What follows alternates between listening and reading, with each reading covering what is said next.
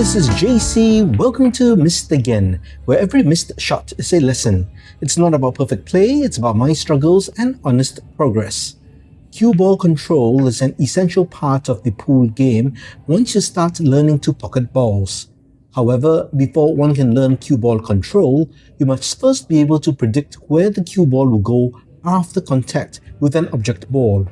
In a previous video series, I shared the fundamentals of where the cue ball goes. Check out those videos in the description after you've watched this one.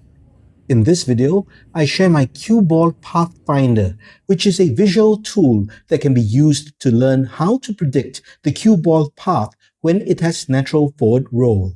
This is available as a free printable download at missedagainpool.com, or click on the link in the pinned comment or description. Let's first have a quick overview of the two basic paths the cue ball can take after contact with an object ball. The first path is when the cue ball travels along the tangent line. This happens when the cue ball is hit hard or in such a way that it slides across the tablecloth instead of rolling forward. In this situation, it is very easy to predict the cue ball path as it will travel along the tangent line between the cue ball and object ball. The tangent line is the path perpendicular to the line of centers where the two balls meet. It represents the 90-degree path a sliding cue ball takes after hitting the object ball. It will slide along the tangent line and then convert to forward roll. This sliding cue ball is created with a stun shot, where the cue ball is hit in the center or below center with force. This video focuses on the 30-degree path that the cue ball takes when it has natural forward roll.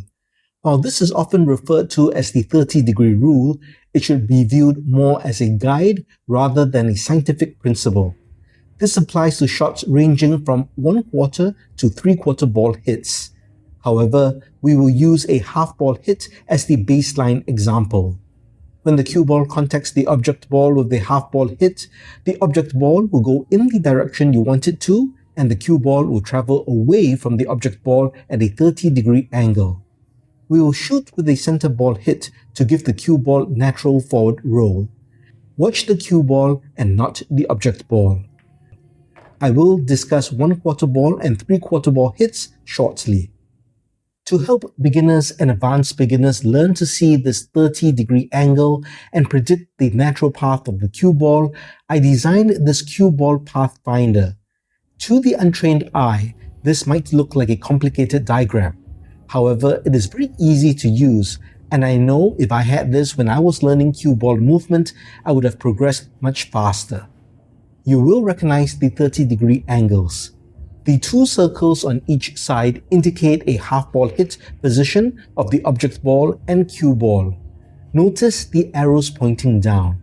This arrow will always point to your cue ball so that the cue ball pathfinder can be orientated correctly. The tool is a guide to show the path of the cue ball after contact with an object ball. There are two templates, one for half ball hits to the left of the object ball and one for half ball hits to the right of the object ball. This allows you to use the tool for virtually all 1/4 to 3/4 ball hits on the table. Let's explore how to use the cue ball pathfinder. If you are a complete beginner, first set up the cue ball and an object ball so that a half ball hit will deliver the object ball into a pocket. I've marked out the positions with reinforcement rings for visual reference. Now take the cue ball pathfinder and place it under the object ball. Now you have to orientate the tool. None of the arrows will be pointed to the pocket as this is not an aiming tool. Instead, rotate the tool such that the bottom arrow is pointing towards the cue ball. You'll notice that the two circles will be in line with the pocket, just like a ghost ball and object ball. Once again, the object ball should be on the object ball circle and the bottom arrow should be pointed to the cue ball. Now we'll take the shot with a center ball hit to generate natural forward roll. When the cue ball contacts the object ball with the half ball hit, it travels in the direction of the arrow. Remember, this is an estimation tool and will not have scientific accuracy. Let's do this again from another angle. Here we have another half ball hit set up with the tool in place under the object ball. The first thing to do is to orientate the tool so that the bottom arrow points to the cue ball. The tool will then show you the projected path of the cue ball after you pocket the object ball, assuming it has natural forward roll. We shoot with a center ball hit once again. After contact, the cue ball travels along the arrow towards the cushion. Once you have understood the basic physics between the interaction of the balls, here is how you can use the tool in practice sessions. It is not practical to slide the tool under the object ball during play. Instead, you can use it as an overlay template. Simply hold the tool over the object ball instead. Make sure the object ball circle is over the actual object ball. Orientate the tool so that the bottom arrow is pointing to the cue ball. See where the thick arrow points to, and this will give you a guide for the cue ball path with natural forward roll. Now let's talk about 1/4 and 3/4 ball hits. First, it is important to see how the 30-degree angle path is different for 1/4 and 3/4 ball hits. Let's move the cue ball from a half ball hit to a 1/4 ball hit position. This means the object ball is being cut thinner. We hit with center ball hit. Did you see it? Let's show that again. You'll notice that the 1/4 ball hit travels away at a slightly wider angle with a natural forward roll. Let's try this with a 3/4 ball hit. Watch the cue ball, not the object ball.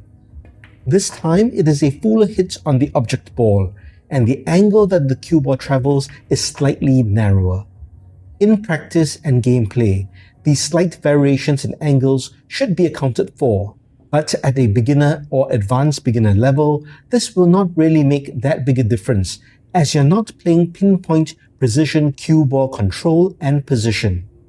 And the good news is that the cue ball pathfinder tool can still give you fairly accurate estimations of the cue ball path even though it was designed for the half ball hit. This is because there will always be some slight deviation in angles, and the pocket size and shape of the table allow for some margin of error. Also, the design of the bottom arrow for orientation helps compensate for the angle changes between the half ball hit to counter the changes in angle. However, it is essential to understand that geometrically, the cue ball path changes between the 1/4 to 3/4 ball hits, but you can use your understanding of the half ball 30-degree angle as the baseline and adjust your cue ball path predictions from there. Well, that's it for this video. It is important to note that factors like cue ball speed, top spin, and bottom spin can all affect the 30-degree angle path, which is based on the natural forward roll of the cue ball. However, it is essential to establish the baseline first and then experiment and see how speed and spin affect the path angle, and then you can learn from there. Whether you're learning how to see the cue ball's natural path or teaching a new player cue ball control, I hope this cue ball pathfinder tool will be useful. Once again, go to mrgainpool.com or click on the link in the pinned comment or description to download the printable tools for free, including these two bullseye targets. Please like and share this video, and if you like the content in general, please subscribe to the channel and hit that notification bell. Every miss makes us better, so let's grow together. My name is JC. Try not to miss again.